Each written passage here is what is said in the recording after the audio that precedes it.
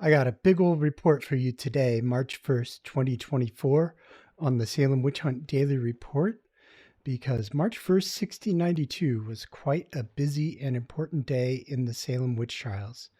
I'm Josh Hutchinson, and I'm here to lead you through the events of that first day of examinations. So on Monday, March 1st, 1692, William Good reported that his wife, Sarah, had a possible witch's mark below her right shoulder. Hannah Ingersoll examined Tituba, Sarah Good, and Sarah Osborne for witches' marks, but she found nothing. Magistrates John Hathorne and Jonathan Corwin examined the 3 witchcraft suspects in the Salem Village meeting house because Ingersoll's ordinary could not fit the massed crowd present to witness the hearings, which ran more like police interrogations than modern courtroom proceedings, as the magistrates asked nothing but leading questions and attempted to intimidate the witnesses or suspects into confession. So the magistrates took their own notes, but they also appointed Ezekiel Cheever, son of Boston's schoolmaster, to record the proceedings. And Joseph Putnam recorded his own account just for kicks and giggles. Salem Village residents held a meeting and appointed Captain John Putnam and Jonathan Putnam, his son, to send a petition to the General Court, pressing for separation from Salem town. Still pressing for separation while they've got this witchcraft thing going on. So, another sign of life going on. The Salem Village meeting appointed Daniel Andrews to go to Salem town and decline the town's offer, which would have freed exempted villagers from maintaining town roads in exchange for the village maintaining its own poor. William Allen and John Hughes saw some sort of beast. When they approached, the beast transformed briefly into Tituba, Sarah Good, and Sarah Osborne, who quickly dematerialized. Elizabeth Hubbard reported that Sarah Good's specter was afflicting her. With his cane, Samuel Sibley struck at the place where Elizabeth said the specter was. Hubbard claimed that Sibley had nearly killed the supposed witch.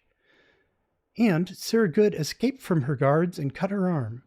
Failing to get anywhere, she returned herself to custody. Now, 9 years later, in March 1701, Governor Richard Coote died in New York, and witch judge William Stoughton was again elevated to serve as acting governor of Massachusetts. And now I'd like to read for you the examinations of Tituba, Sarah Good, and Sarah Osborne on March 1st, 1692, as they were recorded by Ezekiel Cheever. So we begin with the examination of Sarah Good before the worshipful assistants John Hathorne and Jonathan Curran, as Ezekiel Cheever refers to them. Hawthorne said, "Sarah Good, what evil spirit have you familiarity with?" "None." "Have you made no contract with the devil?" "No." "Why do you hurt these children?" "I do not hurt them. I scorn it." "Who do you employ then to do it?" "I employ nobody." "What creature do you employ then?" "No creature, but I am falsely accused." "Why did you go away muttering from Mr. Paris, his house?" "I did not mutter, but I thanked him for what he gave my child." "Have you made no contract with the devil?" "No." Hawthorne desired the children, all of them, to look upon her and see if this were the person that had hurt them. And so they all did look upon her and said this was one of the persons that did torment them. Presently they were all tormented. Sarah Good, do you not see now what you have done?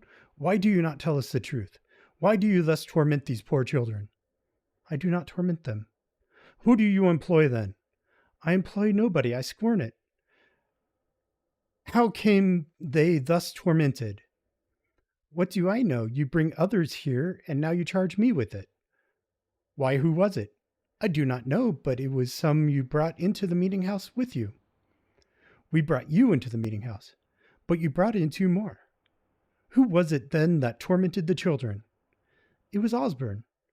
"What is it that you say when you go muttering away from persons' houses?" "If I must tell, I will." "Do tell us then." "If I must tell, I will. It is the commandments. I may say my commandments, I hope." "What commandment is it?" "If I must tell you, I will tell you. It is a psalm." "What psalm?" After a long time, she muttered over some part of a psalm. Who do you serve? I serve God. What God do you serve? The God that made heaven and earth. Though she was not willing to mention the word God, her answers were in a very wicked, spiteful manner, reflecting and retorting against the authority with base and abusive words, and many lies she was taken in. It was here said that her husband had said that he was afraid that she either was a witch or would be one very quickly. The worshipful Mr. Hawthorne asked him his reason why he said so of her, whether he had ever seen anything by her. He answered no, not in this nature, but it was her bad carriage to him, and indeed, said he, I may say with tears, that she is an enemy to all good. And now for Sarah Osborne's examination. Hawthorne said, What evil spirit have you familiarity with? None. Have you made no contract with the devil? No, I never saw the devil in my life. Why do you hurt these children? I do not hurt them. Who do you employ then to hurt them? I employ nobody. What familiarity have you with Sarah Good? None. I have not seen her these 2 years. Where did you see her then? One day a going to town. What communications had you with her? I had none. Only how do you do or so? I did not know her by name. What did you call her then? Osborne made a stand at that, at last said, She called her Sarah. Sarah Good saith that it was you that hurt the children. I do not know that the devil goes about in my likeness to do any hurt. Mr. Hawthorne desired all the children to stand up and look upon her and see if they did know her, which they all did, and every one of them said that this was one of the women that did afflict them, and that they had constantly seen her in the very habit that she was now in. Their evidence do stand that she said this morning that she was more like to be bewitched than that she was a witch. Mr. Hawthorne asked her what made her say so. She answered that she was frightened one time in her sleep, and either saw or dreamed that she saw a thing like an Indian, all black, which did pinch her in her neck, and pulled her by the back part of her head to the door of the house. Did you never see anything else? No. It was said by some in the meeting house that she had said that she would never be tied to that spirit any more. What lying spirit is this? Hath the devil ever deceived you and been false to you? I do not know the devil. I never did see him. What lying spirit was it then? It was a voice that I thought I heard. What did it propound to you? That I should go no more to meeting, but I said I would, and did go the next Sabbath day. Were you never tempted further? No. Why did you yield thus far to the devil as never to go to meeting since? Alas, I have been sick and not able to go. Her husband and others said that she had not been to meeting this year and 2 months. The examination of Tituba. Tituba, what evil spirit have you familiarity with? None. Why do you hurt these children? I do not hurt them. Who is it then, the devil? The devil, for aught I know. Did you never see the devil? The devil came to me and bid me serve him. Who have you seen? 4 women, and sometimes hurt the children. Who were they? Goody Osborne and Sarah Good, and I do not know who the other were. Sarah Good and Osborne would have me hurt the children, but I would not. She further saith there was a tall man of Boston that she did see. When did you see them? Last night at Boston. What did they say to you? They said hurt the children. And did you hurt them? No. No, there is 4 women and 1 man. They hurt the children and then lay all upon her. And they tell me if I will not hurt the children, they will hurt me. But did you not hurt them? Yes, but I will hurt them no more. Are you not sorry that you did hurt them? Yes.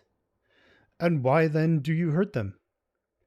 They say hurt children, or we will do worse to you.